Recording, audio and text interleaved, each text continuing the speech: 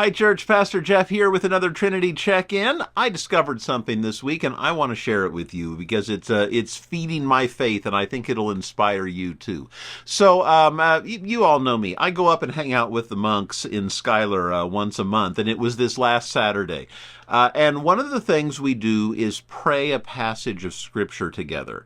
And this time it was the 23rd Psalm. Now, you know the 23rd Psalm, even if you don't know it by that name.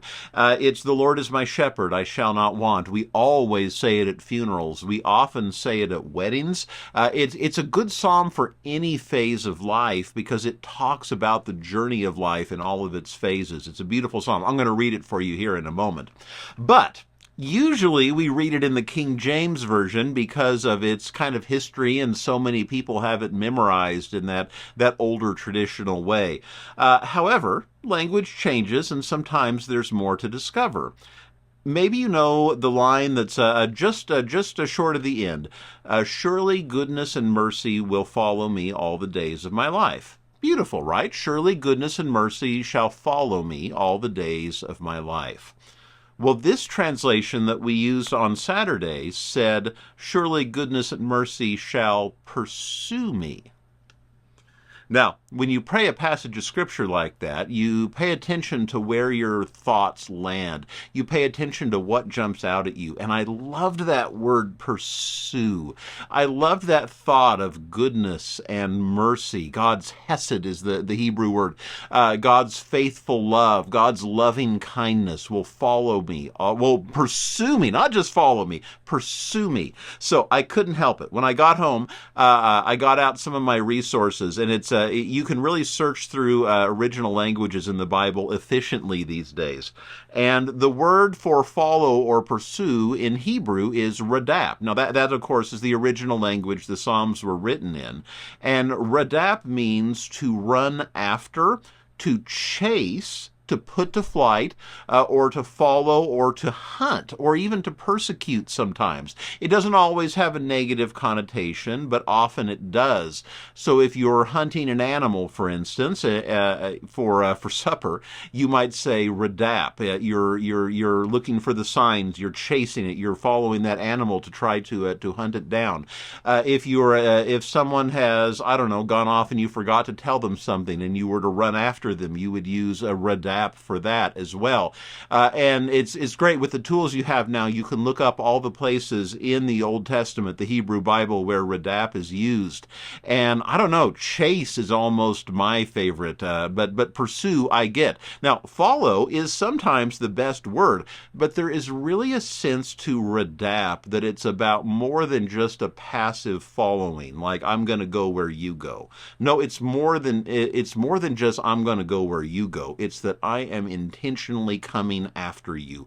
I am looking for you, and I will find you. That's what Radap means. There is a definite intent to it. So, surely goodness and mercy shall chase me, shall pursue me, shall hunt me all the days of my life. Isn't that beautiful?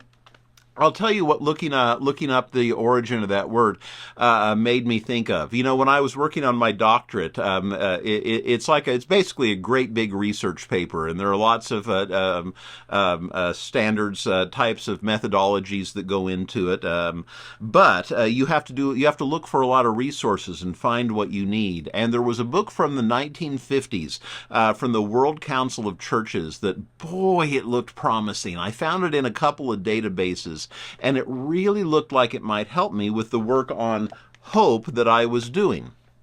But the library in Boston, Boston University, where I was doing my doctorate, didn't have it. Now, if you have ever worked with a librarian, you know they are awesome people in every library, big or small. But when you get to like a major school of theology that has a PhD program like Boston, and you start working with those librarians, let me just tell you, they are amazing people, and they can track down what you need. And we looked for this book, trying to find a library that has it. There is the Boston University is part of a group of universities in the Boston and Cambridge area, including Harvard and some others. None of them had it. You can call other libraries, and librarians there will be happy to scan it and send it to you, if assuming that's legal, which it usually is for education. We couldn't find it. So it wasn't just me hunting down this book. There were other people that were coming alongside of me to help me find this book. Well, I am happy to announce to you that I did eventually find the book. And you know where I found it? I didn't find it at Harvard. I didn't find it at any of these big institutions.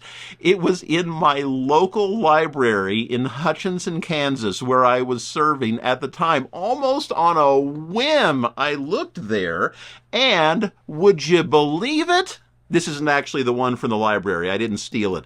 One popped up on eBay, and I had to grab it a little bit later. But no, there was an old librarian there who had been there a long time. You know, kind of one of the old guard librarians. And when she found this on the shelf, and I told her the story, she just said, "This is why I tell all the young ones never to throw books out, because you never know what might end up being important." That is Radap.